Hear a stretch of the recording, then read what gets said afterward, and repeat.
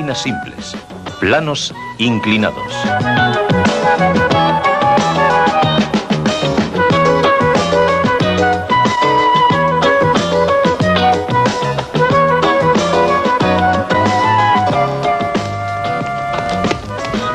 Hay un tipo de máquina simple que no es tan fácil de reconocer como las otras, pero que también hace el trabajo más fácil, como lo hacen todas las demás. La usas cada vez que cortas algo. Aprietas un tornillo o empujas algo cuesta arriba. Un plano inclinado, en este caso la cuesta de la colina, es una máquina simple. Cuando tú empujas algo cuesta arriba, estás utilizando un plano inclinado para facilitar la subida. El plano inclinado actúa como una máquina, a pesar de que no se mueve. Supongamos que deseas elevar una carga de mucho peso. Puede que te sea difícil elevarlo de una sola vez, pues habrás de hacer todo el esfuerzo tú solo.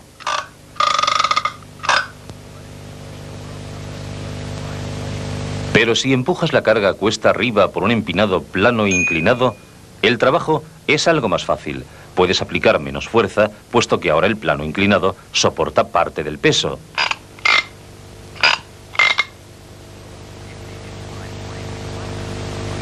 Todavía más. Si el plano inclinado es más llano, empujar te será más fácil.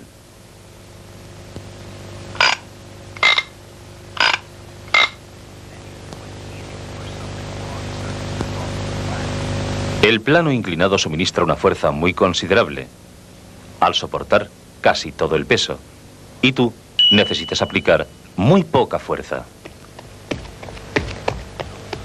No obstante, la fuerza no es lo único que varía cada vez que cambias la pendiente del plano inclinado. Supón que quieres elevar una carga desde este nivel hasta aquí. Si elevas la carga de una sola vez, solo tienes que ejercer tu fuerza a esta distancia.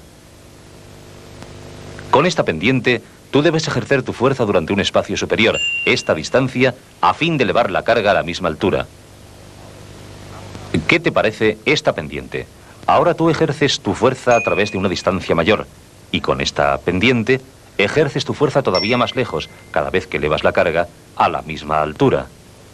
Por consiguiente, cuanto menor sea la pendiente, tú aplicas una distancia mayor y el plano inclinado te ahorra más fuerza. Al elevar cosas, cambias distancia para obtener fuerza.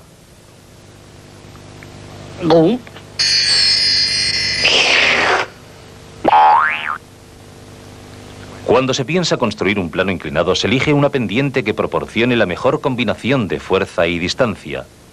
Por ejemplo, las rampas para subir la gente tienen normalmente esta pendiente, ni demasiado larga, ni excesivamente empinada. Pero, ¿cómo funciona esta pendiente cuando deseas subir hasta lo alto de un gran estadio? La mayor parte de las rampas de los estadios no se parecen a esto. Es porque son más compactas. Con frecuencia están escalonadas.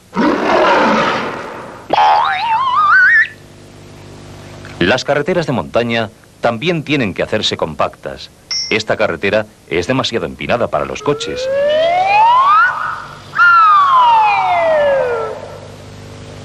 Esta es una pendiente más suave, pero se necesitan una gran cantidad de soportes para sostenerla. Esta es una forma más fácil de mantener la misma pendiente haciendo de ella una carretera sinuosa. Los coches tienen que recorrer un largo camino para subir la montaña, pero pueden hacerlo sin usar demasiada fuerza. Además de doblar o curvar un plano inclinado, hay otra manera de hacerlo compacto, y es arrollándolo alrededor de algo.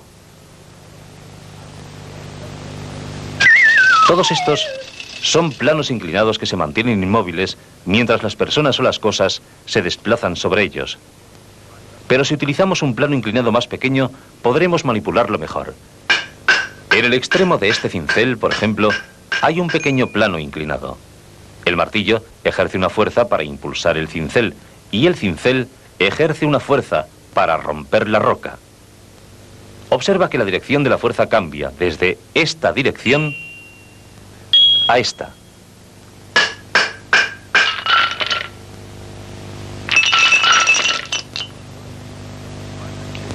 Pero el cincel solo empuja en una dirección cada vez. Ahora supón que tienes dos planos inclinados acoplados entre sí. Tienes una cuña. Si aplicas una fuerza en esta dirección, la cuña transmite una fuerza en las dos direcciones y ello permite separar las dos superficies. Las cuñas pueden ser hechas con cualquier pendiente según el trabajo que se necesita hacer. Si deseas cortar algo duro, como madera, necesitas una cuña casi plana. Puedes ver cómo actúan las fuerzas si piensas en uno solo de los planos inclinados. Tu fuerza mueve una distancia grande. Esto es, la distancia en la que el hacha penetra en la madera, mientras que el plano inclinado aplica una gran fuerza aquí.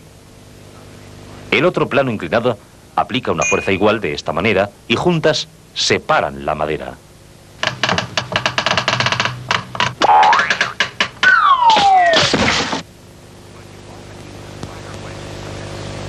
Pero tú usas con frecuencia cuñas más planas que esta, como por ejemplo cuando usas un cuchillo.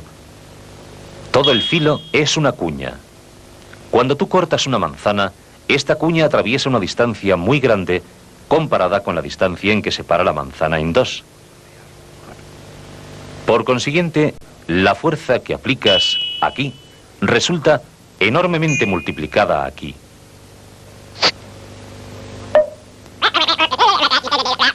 Cuanto más fino es el filo, mayores serán estas fuerzas y más fácilmente cortará el cuchillo.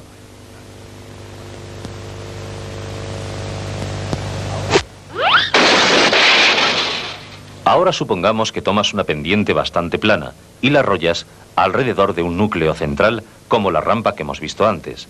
Tú tienes ahora una herramienta muy útil, un plano inclinado largo de una forma muy compacta, la rosca de un perno. Aquí lo tienes. La rosca de un perno es un plano inclinado. Esto es una tuerca. Tiene un plano inclinado a juego aquí, en su interior. Cuando das vueltas al perno, su plano inclinado se desliza sobre el plano inclinado de la tuerca. Es exactamente como si tomaras dos planos inclinados rectos y deslizaras el uno sobre el otro. Cuando mueves este plano inclinado lateral u horizontalmente, él también se desplaza hacia arriba o hacia abajo. Los planos inclinados enroscados actúan de la misma manera. Aplicas una fuerza horizontalmente para hacer girar el perno y el plano inclinado aplica una fuerza para hacerlo subir o descender, según la dirección en que lo gires.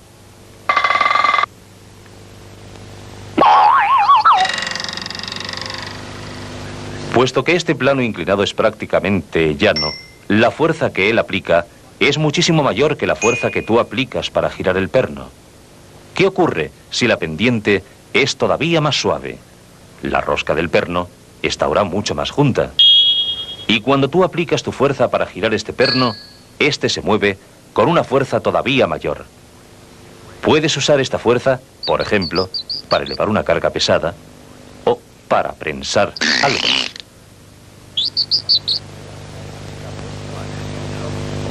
Pero como sabes, la fuerza no es la única cosa que varía cuando cambias la pendiente. Para elevar este perno hasta aquí, le haces girar unas pocas veces. Tu fuerza se desplaza a esta distancia. Pero para elevar este otro, con la pendiente más suave, tú debes hacerlo girar más veces, más distancia.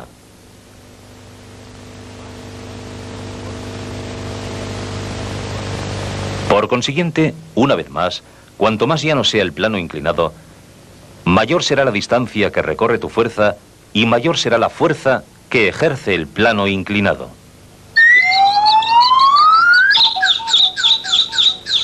Los pernos no son las únicas herramientas con rosca, los tornillos también la tienen, pero muchos tornillos se estrechan gradualmente, así que además actúan como cuñas. Un clavo usa una cuña, pero este es su único plano inclinado. Para clavarlo, tienes que aplicar una gran cantidad de fuerza golpeándolo duramente. Aplicas la fuerza sobre esta distancia. No necesitas aplicar tanta fuerza a un tornillo porque tú la aplicas sobre una distancia mayor. Pero en un tornillo se usan también otra forma de planos inclinados. Si observas atentamente la rosca de un tornillo, puedes ver que ellos son, en realidad, cuñas. Al girar, el tornillo empuja hacia afuera la madera del interior y, a causa de ello, el tornillo se mantiene firme en su sitio. No es demasiado difícil extraer un clavo, pero se necesita una enorme fuerza para extraer un tornillo. Por consiguiente, hemos examinado muchas clases de máquinas que facilitan el trabajo de diferentes formas, pero todas ellas multiplican fuerza a cambio de distancia, utilizando para ello planos inclinados.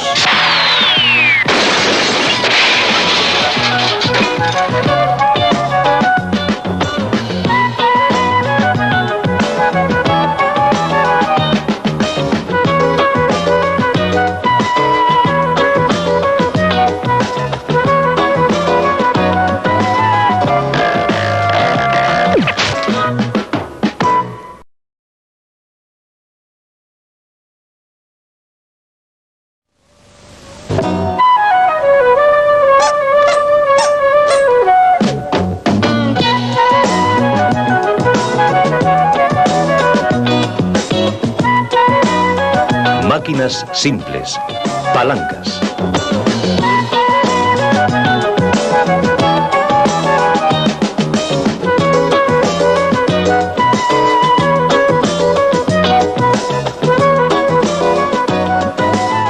Supongamos, por ejemplo, que necesitas algo para mover una gran piedra, pero es demasiado pesada.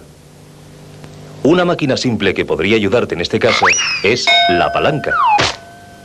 Una palanca puede ser cualquier barra rígida que se balancea sobre un punto. Este punto de apoyo se llama fulcro. Cuando se ejerce una fuerza sobre un extremo de la palanca, esta produce otra fuerza aquí, sobre el otro extremo, para levantar la carga. Supongamos que la carga pesa 25 kilogramos. En tal caso, se necesitan 25 kilos de fuerza para levantarla. Si el fulcro está en el centro de la palanca, como en este caso, se necesita empujar hacia abajo con la misma cantidad de fuerza, 25 kilos, sobre su extremo.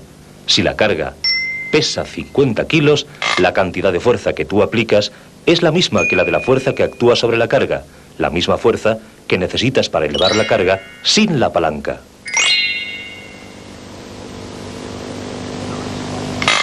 Observa el recorrido de dos extremos de la palanca. Si empujas tu extremo hacia abajo, una distancia de 2 unidades, el otro extremo se elevará 2 unidades. Si mueves tu extremo 3 unidades, el otro extremo también se moverá 3 unidades. Por consiguiente, cuando el fulcro está en el centro, la fuerza es la misma en ambos extremos y también lo es la distancia que recorre cada extremo. Esta palanca facilita tu trabajo solo cambiando la dirección de la fuerza. Permite que empujes hacia abajo para levantar algo hacia arriba. Si elevas algo directamente, solo tus propios músculos hacen el trabajo. Pero cuando empujas hacia abajo, tu peso puede ayudarte utilizando tu propio peso como una fuerza. Con la palanca colocada así, puedes elevar algo que pese menos que tú, pero no algo que pesa más. Pero supongamos que mueves el fulcro. Ahora puedes levantar algo que pese más que tú. ¿Por qué? El brazo de carga, esto es, la longitud desde la carga al fulcro, es menor que el otro brazo. Y ahora, a fin de hacer que la carga se eleve a esta distancia, tienes que mover tu fuerza una distancia mayor. Y en cambio, cuando aplicas tu fuerza aquí, la palanca aplica una fuerza mayor aquí, para levantar la carga.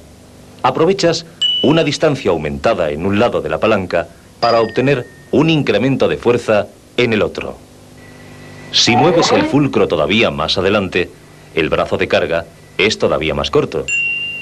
Mueves tu fuerza a una distancia mayor, pero la palanca aplica una fuerza todavía mayor. Así es que puedes levantar cosas incluso muy pesadas. De modo que aquí tienes una máquina simple que puede ayudarte a aplicar una gran cantidad de fuerza donde la necesites.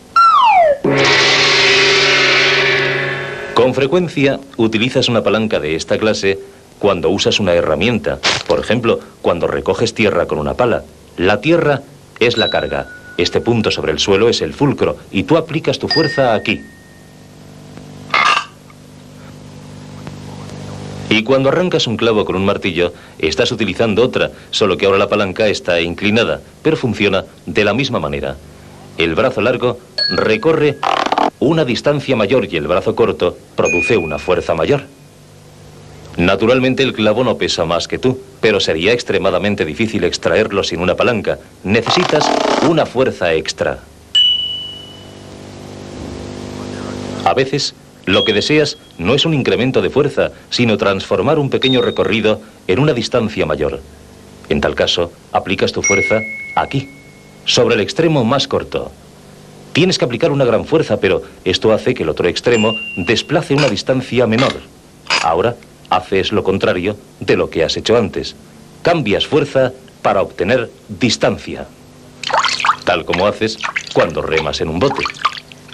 Un movimiento corto de tus manos mueve los extremos de los remos una distancia larga para hacer avanzar el bote. Pero utilizando palancas de esta manera, también obtienes algo más: velocidad.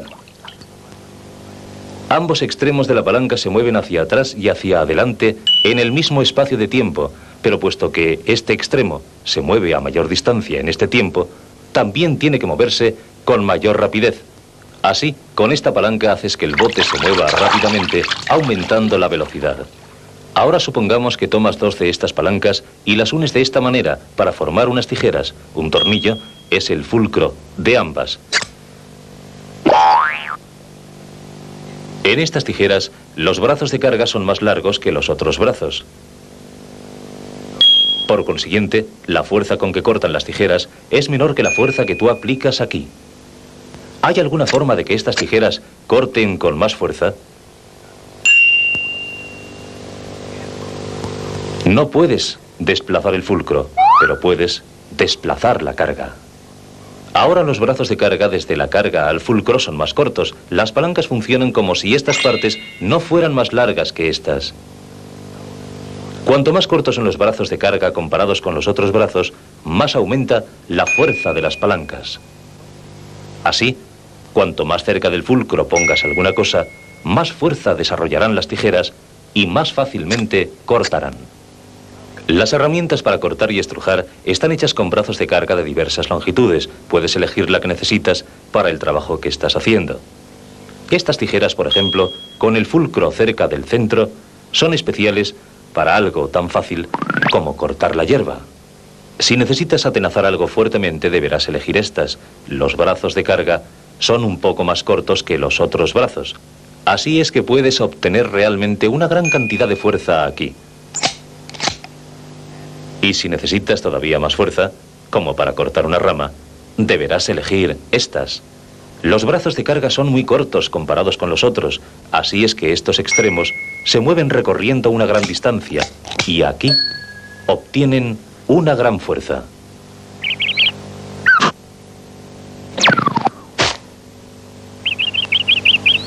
Pero las palancas con el fulcro cerca de un extremo no son las únicas clases de palancas que pueden multiplicar la fuerza. Algunas palancas tienen el fulcro en el extremo. Para utilizar esta clase de palanca podrías poner la carga aquí y aplicar tu fuerza en este extremo. En este caso, por elevación. Ahora, ¿dónde está el brazo de carga? La regla es que el brazo de carga va siempre desde la carga, donde quiera que esté, al fulcro. Y el otro brazo va de ti al fulcro. Por consiguiente, en esta palanca, los dos brazos se cruzan. Si mueves tu extremo una distancia larga, la carga se mueve una distancia más corta. Y en cambio, cuando tú levantas aquí, con una pequeña fuerza, la palanca aplica una fuerza mayor aquí. Así, una vez más, estás aprovechando una distancia mayor para obtener una fuerza superior. Pero observa que con esta palanca, ambas fuerzas siguen la misma dirección. Supón que alargas el brazo de carga moviendo la carga hacia ti y después todavía más largo. Esta clase de palanca solamente aplica una cantidad pequeña de fuerza. Tú pones el resto. De nuevo, cuanto más corto es el brazo de carga comparado con el otro brazo, más fuerza aplicará la palanca para ayudarte a elevar. Usas esta clase de palanca cuando utilizas una carretilla. Este es el fulcro. Cuanto más cerca del fulcro colocas la carga, esto es, acortando el brazo de carga, más te ayudará la palanca y más carga podrás llevar. Empleas estas dos palancas a la vez cuando usas un cascanueces. El mejor sitio para colocar la nuez para obtener la mayor fuerza posible es donde los brazos de carga son lo más cortos posible. Pero supón que usas esta clase de palanca de diferente manera. Supón que colocas esta carga en este extremo. Ahora, este es el brazo de carga, desde la carga al fulcro. En este caso, la longitud total de la palanca. Si aplicas tu fuerza aquí, entre la carga y el fulcro, entonces este es el otro brazo. Puedes ver que ahora debes aplicar una fuerza importante, pero que la carga se desplaza a una distancia considerable. Hay muchas palancas de esta clase en tu propio cuerpo, como cuando haces girar tu brazo. Visto desde arriba, aquí está la carga, aquí está el fulcro, en tu hombro, y tu músculo aplica la fuerza aquí. Tu músculo se mueve enérgicamente, pero solo por una distancia corta, mientras que la carga se desplaza a una distancia mucho mayor y con una velocidad mucho mayor que el músculo. Usas otra de estas palancas cuando levantas algo así. Tu codo es el fulcro, lo que tienes en la mano es la carga, y tu músculo aplica su fuerza aquí. Y cuando muerdes, estás utilizando otra. Aquí está el fulcro, y aquí es donde tu músculo aplica su fuerza.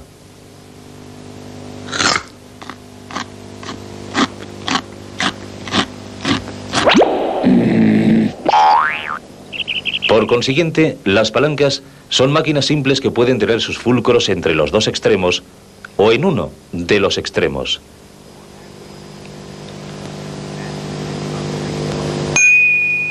Y según dónde colocas la carga y aplicas la fuerza, puedes utilizar una palanca para aumentar la fuerza o la distancia o la velocidad.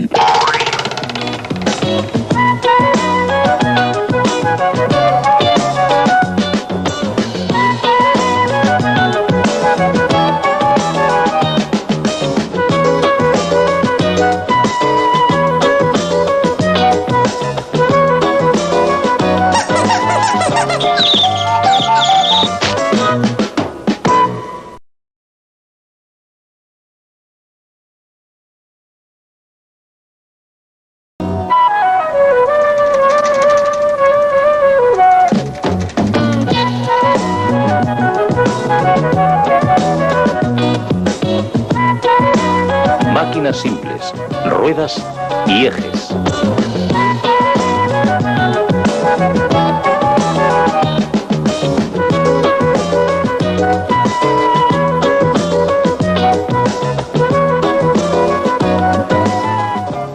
Supongamos que deseas mover algo pesado. Puedes hacer que tu trabajo resulte más fácil si usas ruedas sobre un eje. Ruedas y ejes hacen que sea posible que las cosas giren. Reducen el rozamiento de modo que no tienes que arrastrar las cosas pesadas de un sitio a otro. Puedes empujarlas o tirar de ellas. Pero las ruedas y los ejes pueden hacer algo más que reducir el rozamiento. Puedes usarlas como máquinas simples. Puedes fijar dos ruedas al mismo eje, así, de modo que cuando una rueda gira el eje, este hace girar la otra rueda. Basta con aplicar una fuerza al borde de una rueda para hacer que todo gire. Cada vez que la primera rueda da una vuelta completa, el eje hace lo mismo y también la otra rueda. La segunda rueda gira con la misma cantidad de fuerza que tú aplicas a la primera rueda. Por consiguiente, esta máquina transfiere una fuerza de un lugar a otro. Pero si las dos ruedas son de diferente tamaño, ocurre mucho más. Esta es una máquina con dos ruedas de diferentes tamaños sobre el mismo eje. Esto es una rueda, obviamente. La segunda rueda está aquí. El círculo descrito por los pedales al funcionar. El círculo hace las veces de rueda. aplicas una fuerza a los pedales. Por medio de estos brazos, los pedales hacen girar el eje y este hace girar la rueda grande. Cuando una rueda da una vuelta completa, la otra rueda hace lo mismo. Esta es la distancia que tus pies recorren en una vuelta, la circunferencia de la rueda más pequeña. Pero esta, la circunferencia de la rueda grande, es la distancia que ruedas hacia adelante en una vuelta completa, mucho mayor que la que recorren tus pies. Si la circunferencia de esta rueda es el doble de la circunferencia de esta otra, tú avanzas rodando el doble más lejos de lo que avanza el pedal. Por consiguiente, esta máquina multiplica la distancia por 2. Si deseas recorrer más distancia cada vez que los pedales dan vueltas, lo puedes hacer consiguiendo que la rueda grande sea mayor. Ahora, la circunferencia de esta rueda es 3 veces mayor que la circunferencia de esta otra, y con cada vuelta recorres 3 veces más distancia que la que recorren tus pies. Pero esta máquina no solo multiplica tu distancia, también multiplica tu velocidad. La velocidad es la distancia recorrida en la unidad de tiempo. Cuanta más distancia recorre algo en una cierta cantidad de tiempo, más velocidad desarrolla. Supongamos que tus pies dan una vuelta en un segundo, pero tú adelantas rodando 3 veces más distancia en el mismo tiempo. Por consiguiente, has estado rodando 3 veces más rápido. Por esto, cuando esta máquina aumenta tu distancia, también aumenta la velocidad. Cuanto más rápidamente puedes hacer que esta rueda de pulir gire, más trabajo podrás hacer. Por consiguiente, utilizas una rueda grande que es mucho mayor que la pequeña. Cuando haces que esta rueda gire, el borde externo de esta viaja mucho más lejos y mucho más rápido. Así es que, como puedes ver, cuanto más grande es una rueda, comparada con la otra sobre una máquina de ruedas y eje, más puede multiplicar esta máquina ambas cosas, su distancia y su velocidad. Pero algunas veces no estás interesado en obtener ni distancia ni velocidad. En cambio, deseas multiplicar fuerza. Para conseguirlo, aplicas tu fuerza a la mayor de las 2 ruedas sobre el mismo eje, como cuando pedaleas sobre una bicicleta. Los pedales giran en un círculo de este tamaño, a fin de hacer girar un engranaje que es más pequeño. Supongamos que esta rueda es 2 veces la circunferencia de esta rueda. Entonces, con cada revolución, tu pie se mueve 2 veces más que el engranaje. Pero el engranaje se mueve con 2 veces más fuerza que la que tú aplicas al pedal para accionar la bicicleta. Así es que haces un intercambio. Esta máquina produce 2 veces más fuerza de la que tú pones en ella, pero mueve esta fuerza solo a la mitad de distancia de la que tú mueves tus pies. Cuanto más pequeña es la rueda, mayor es el intercambio. Tú obtienes más fuerza, pero menos distancia, y puesto que tú obtienes menos distancia, también obtienes menos velocidad.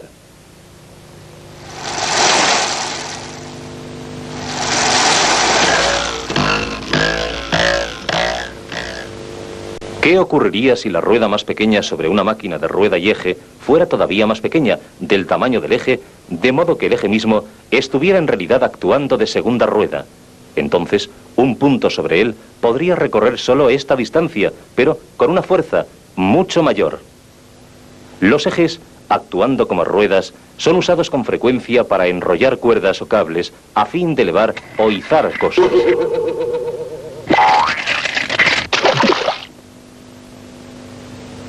Con algunas máquinas, tú giras un eje girando una rueda bastante más pequeña. Cuando necesitas aplicar más fuerza a un eje, no obstante, la rueda que tú giras es normalmente mayor. Por consiguiente, con esta máquina puedes obtener una gran cantidad de fuerza, puesto que giras una gran distancia.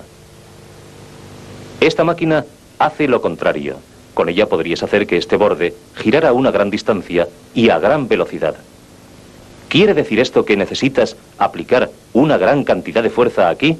Sí, esto es lo que hace. Con las máquinas de rueda y eje, siempre cambias fuerza por distancia o distancia por fuerza. Y puesto que siempre cambias una por otra, no puedes multiplicar ambas, fuerza y distancia, al mismo tiempo.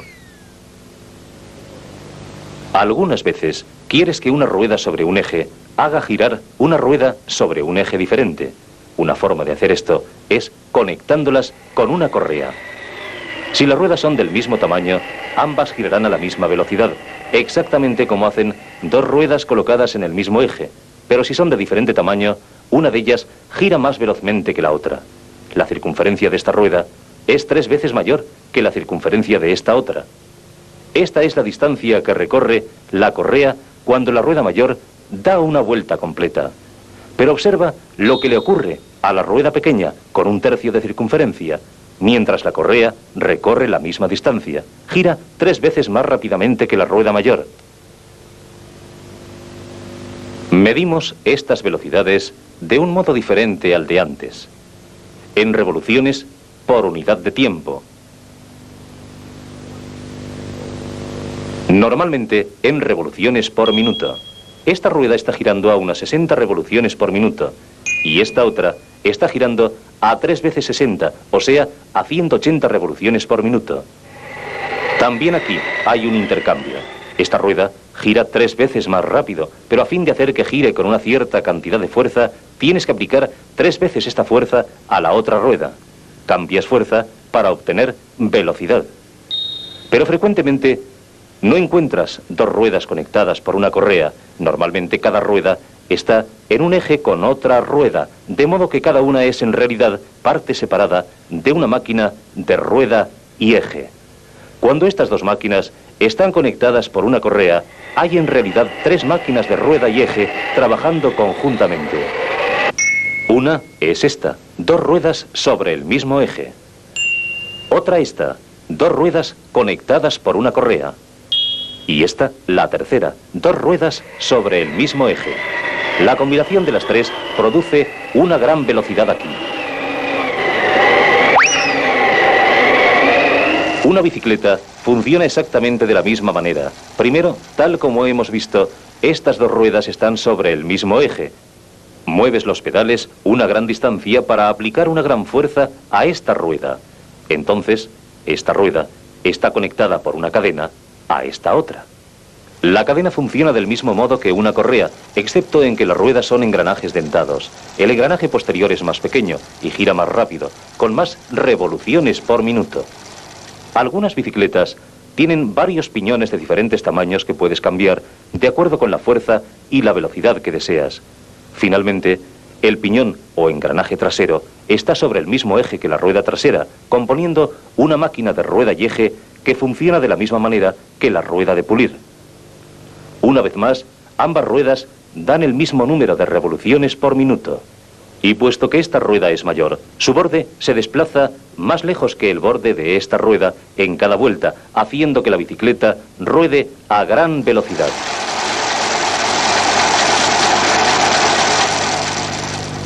Algunas veces, una rueda dentada gira a otra rueda dentada no por medio de una cadena, sino engranando con ella. Estas ruedas son engranajes. A semejanza de las ruedas conectadas por una correa, si los engranajes son de diferente tamaño, pueden multiplicar tanto fuerza como velocidad. Los engranajes se usan con frecuencia para coordinar partes de una máquina que se mueve a diferentes velocidades, como las partes de algunos relojes.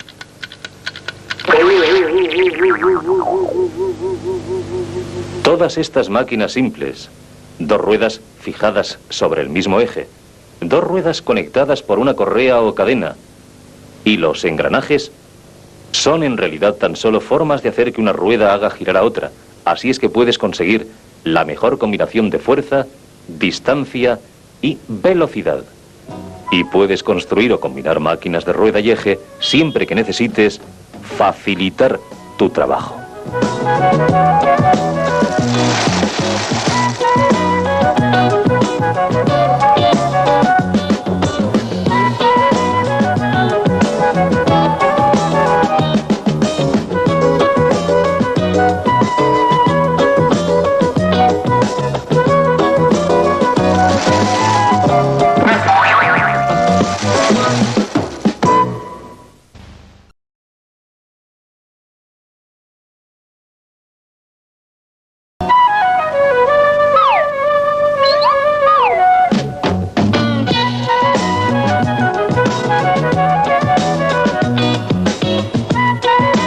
Máquinas simples. Poleas.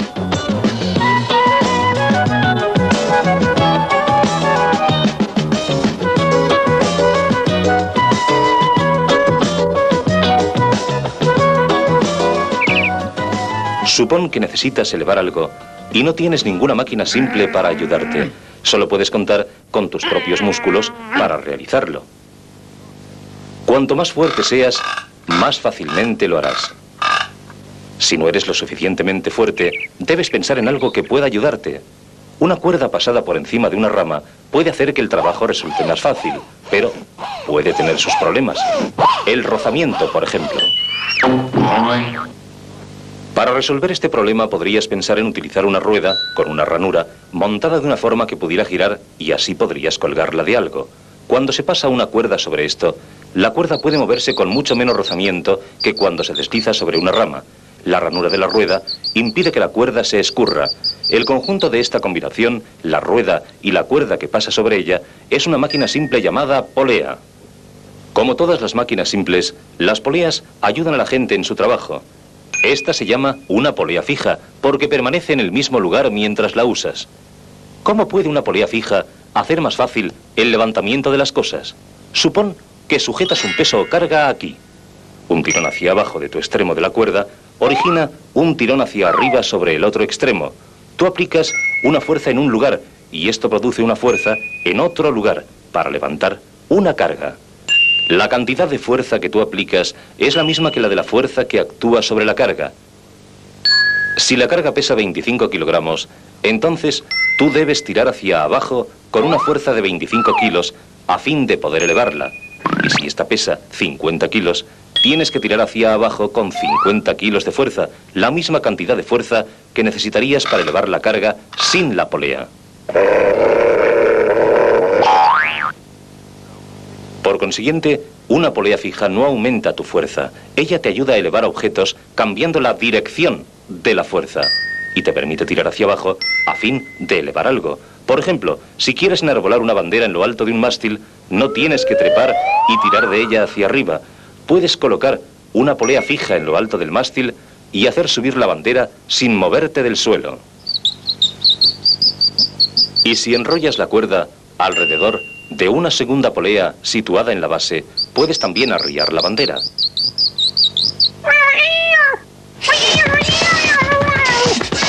Pero hay otra manera además de que las poleas fijas faciliten la ascensión. Si elevas algo tirando de ello hacia arriba, solo tus músculos hacen el esfuerzo.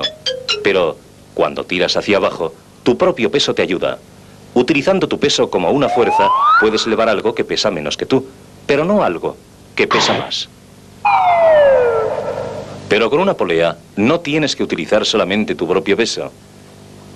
Supón que quieres elevar algo que pesa 100 kilos. Puedes colgar otro peso, un contrapeso, en tu lado de la polea. Si el contrapeso pesa 90 kilos, la polea no podrá elevar la carga, pero todo lo que tienes que aportar es la diferencia, 10 kilos de fuerza, y podrás elevarla. Las poleas fijas y los contrapesos son utilizados con frecuencia en las máquinas elevadoras, como los ascensores. Algunas veces, los contrapesos facilitan la elevación, pero puede haber un gran problema con ellos, especialmente si son pesados. A fin de poderlos usar, primero tienes que elevar los contrapesos para colgarlos en su lugar. Si no eres lo suficientemente fuerte para hacerlo, tienes todavía el mismo problema de antes: cómo elevar los objetos pesados. Para hacer esto realmente fácil, las poleas fijas no son suficientes. Necesitas además una clase de polea diferente, una polea móvil. Se llama así porque se mueve con la carga. La polea está suspendida por esta cuerda, con una porción de la cuerda o segmento de cuerda sobre cada lado. Cada segmento de cuerda soporta la mitad de la carga. Si una persona soporta la carga entera, suministra toda la fuerza elevadora por sí misma. Pero supón que dos personas sujetan un segmento de cuerda cada una. Entonces, ellas comparten la elevación por igual. Cada una de ellas necesita elevar con solo la mitad de la fuerza. Ocurre exactamente lo mismo si un extremo de la cuerda está fijado a algo que no se mueve. Si estás elevando el otro extremo, también necesitas elevar con una fuerza igual a solo la mitad del peso de la carga. este extremo soporta aún la otra mitad. Cuando tiras hacia arriba con tu mitad, elevas toda la carga. Por consiguiente, cuando aplicas una fuerza aquí, la polea eleva el doble de la fuerza aquí. Con 10 kilos de fuerza, puedes elevar una carga que pesa 20 kilos. Naturalmente, ahora la carga incluye el peso de la polea móvil. Con 25 kilos de fuerza, puedes elevar una carga que pesa 50 kilos. Y con 50 kilos, puedes elevar una carga de 100 kilos. Pero con las máquinas, nunca se obtiene algo por nada. Para obtener este aumento de fuerza, tienes que mover tu fuerza a una mayor distancia.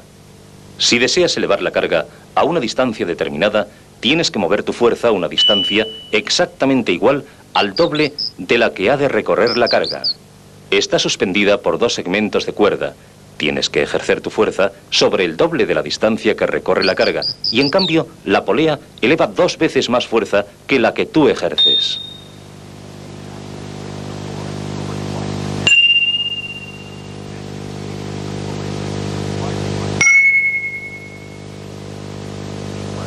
Pero un gran problema con la polea móvil es que tienes que tirar hacia arriba, y para cargas pesadas, esto no siempre resulta fácil. Necesitas algo que te permita, por el contrario, tirar hacia abajo. Pero esto es lo que hace una polea fija. Supón que combinas la polea fija y la polea móvil para obtener las ventajas de ambas.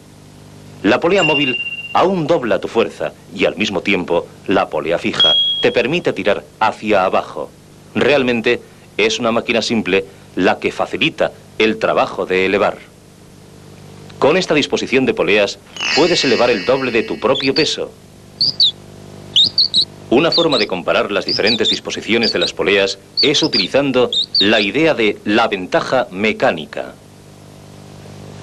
Ya que esta disposición de poleas dobla tu fuerza, tiene una ventaja mecánica de 2.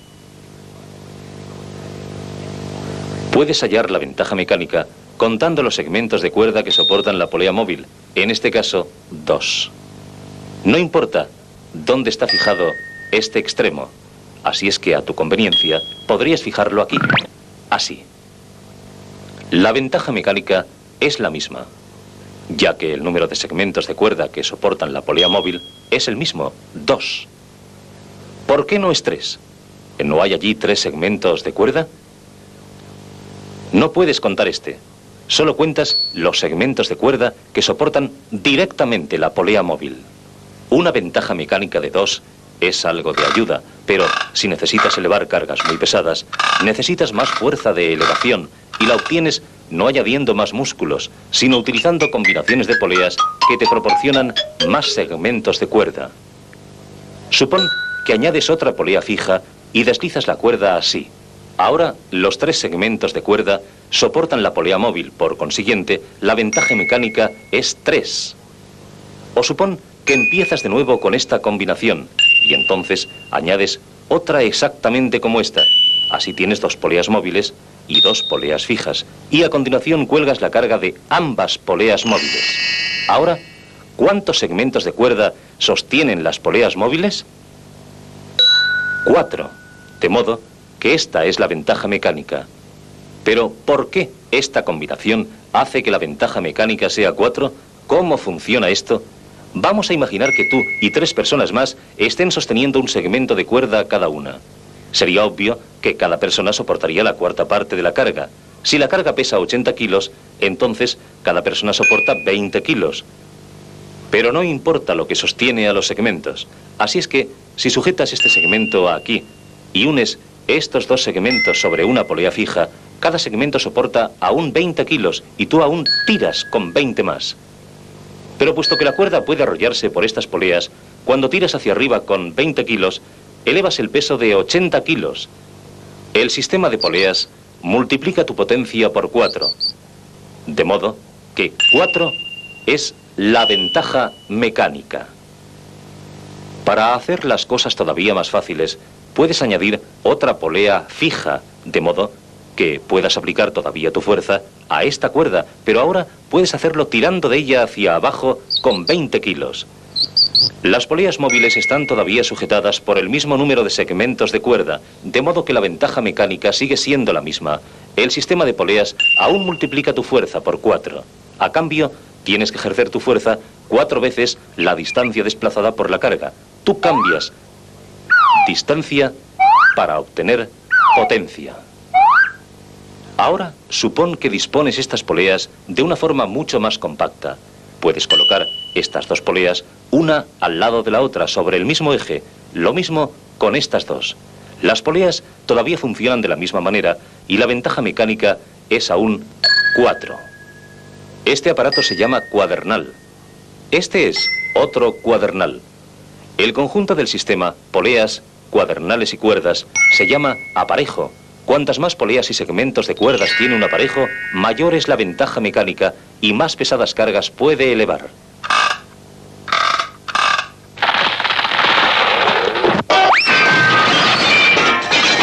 Por consiguiente, las poleas son máquinas simples que puedes utilizar en muy diversas combinaciones para ayudarte en tu trabajo, pero en todas ellas tú o bien cambias la dirección de tu fuerza con una o más poleas fijas, o bien cambias la distancia para obtener fuerza, generalmente para elevar algo con un aparejo.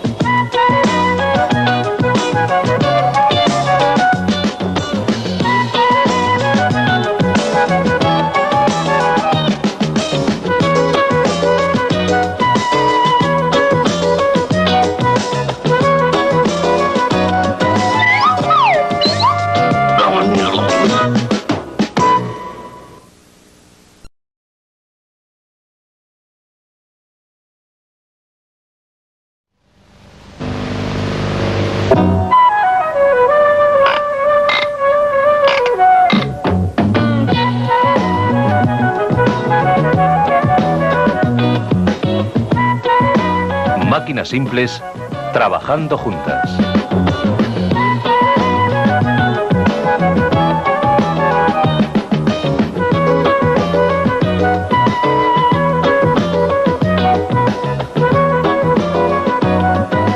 Supongamos que tú fueras un inventor y construyeras máquinas para que te ayudaran en tu trabajo. Probablemente algunas de estas máquinas solo tendrían algunas partes móviles y otras tendrían muchas. Pero cuantas más máquinas construyeras, más frecuentemente te encontrarías usando ciertas partes mecánicas una y otra vez. El plano inclinado, la polea, la rueda y el eje y la palanca. Estas son las máquinas simples, los elementos de construcción básicos de los aparatos mecánicos. Cada máquina simple puede ser usada solo por sí misma, pero en las máquinas con diversas partes móviles hay con frecuencia 2 o más máquinas simples que se combinan entre sí para hacer el trabajo.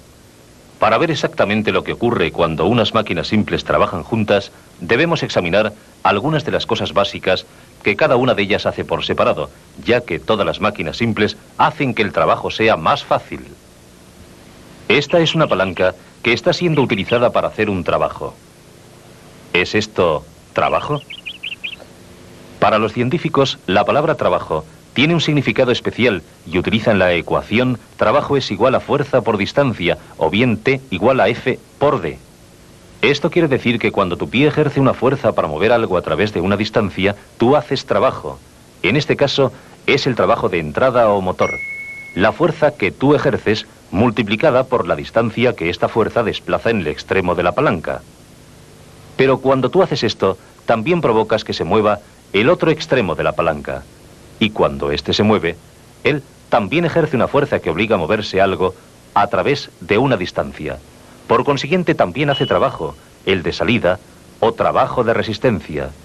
En todas las máquinas simples, el trabajo motor y el de resistencia son iguales, excepto por pequeñas pérdidas causadas por el rozamiento. Así, el trabajo motor es igual a fuerza por distancia y el trabajo de resistencia es igual a fuerza por distancia. Para todas las máquinas simples, los productos fuerza motora por distancia y fuerza resistente por distancia deben ser iguales. Entonces, si son iguales, ¿cómo puede una máquina simple hacer que tu trabajo sea más fácil? Los dos miembros de la ecuación deben ser iguales, pero nada nos dice que las dos fuerzas deban ser iguales o que las dos distancias deban ser iguales.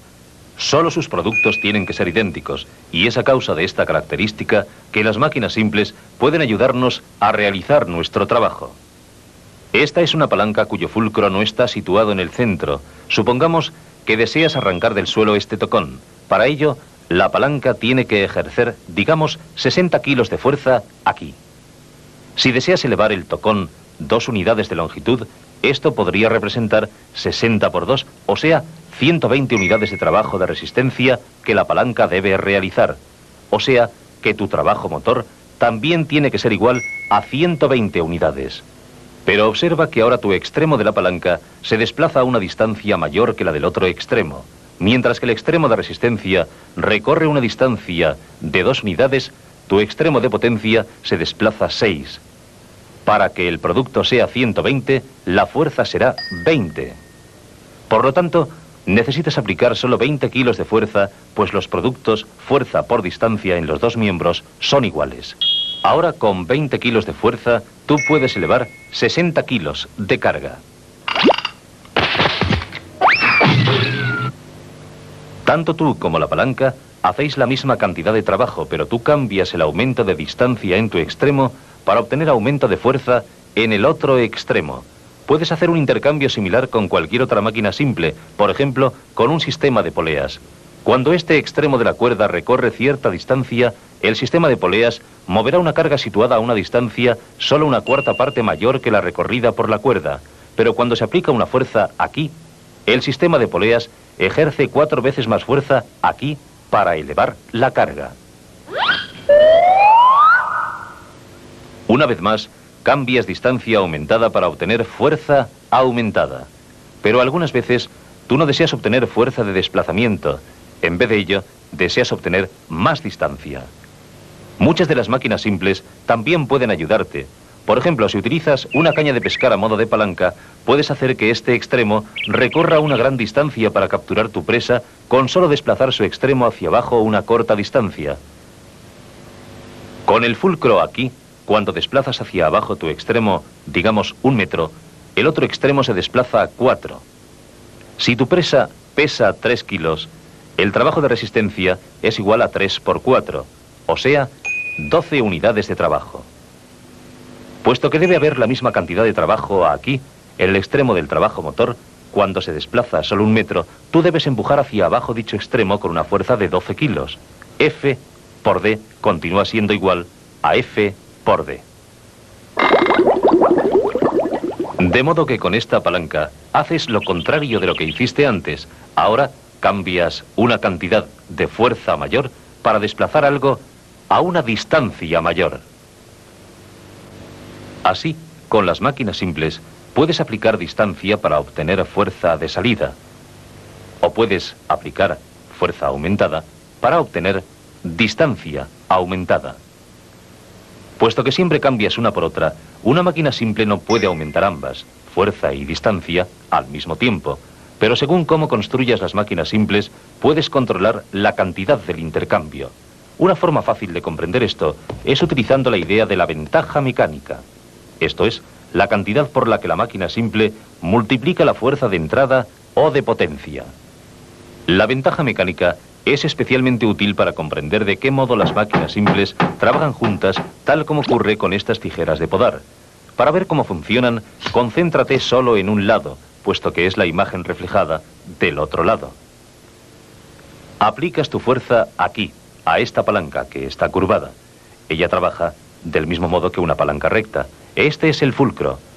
Esta palanca aplica su fuerza a esta otra palanca. Este es su fulcro, y tú utilizas la fuerza de resistencia de esta palanca para cortar algo aquí. En las palancas, la ventaja mecánica viene determinada por la diferencia de longitud entre los dos brazos. En esta palanca, el brazo largo lo es 15 veces más que el brazo corto, de modo que la ventaja mecánica de esta palanca es 15. Y en esta palanca, este brazo es 3 veces más largo que este otro, así que la ventaja mecánica es de 3. Esta es la clave de la simplicidad de funcionamiento de las máquinas que trabajan juntas. Observa que la fuerza de resistencia de esta palanca es la fuerza motriz o de potencia de esta palanca. Cuando las máquinas simples trabajan juntas de esta manera, su conjunto recibe el nombre de máquina compuesta.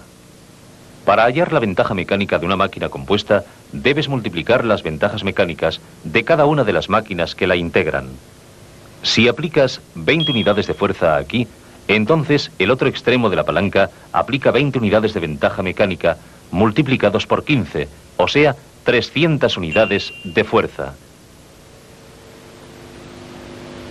Pero esta fuerza se convierte en fuerza motriz de esta palanca, y esta palanca la multiplica de nuevo por su propia ventaja mecánica, 3, haciendo que estas palancas corten 3 por 300, o sea, 900 unidades de fuerza aquí.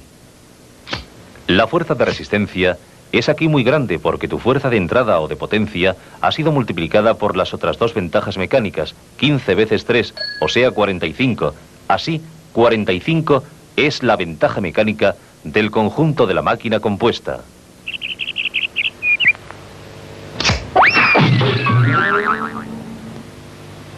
Las tijeras de podar combinan máquinas simples del mismo tipo. Todas son palancas, pero con frecuencia tú combinas diversas clases de máquinas simples. Por ejemplo, cuando usas un simple gato para elevar el coche.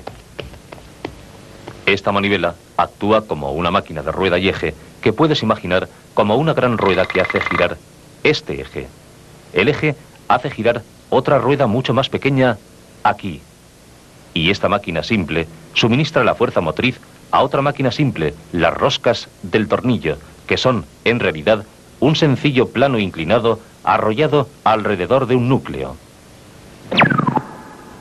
La fuerza motriz de entrada hace que gire el tornillo empujando estos dos puntos, el uno hacia el otro.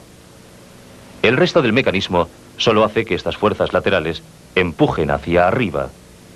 La ventaja mecánica de la manivela es de 20 y la ventaja mecánica de la rosca del tornillo es de 15.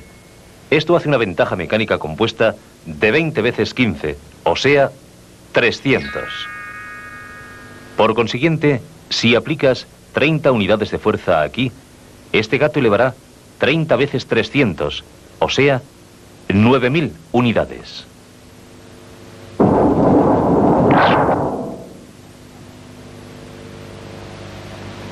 Así, es posible obtener enormes ventajas mecánicas por la sola combinación de dos máquinas simples, pero muchas máquinas compuestas combinan más de dos máquinas simples.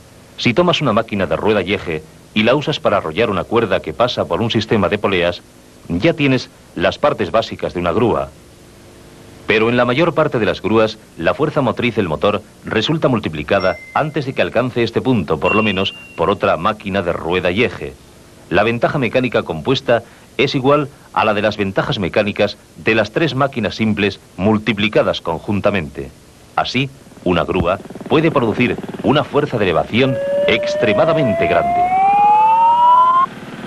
Por consiguiente, con las máquinas simples, puedes hacer que tu trabajo sea más fácil, cambiando distancia por fuerza o fuerza por distancia.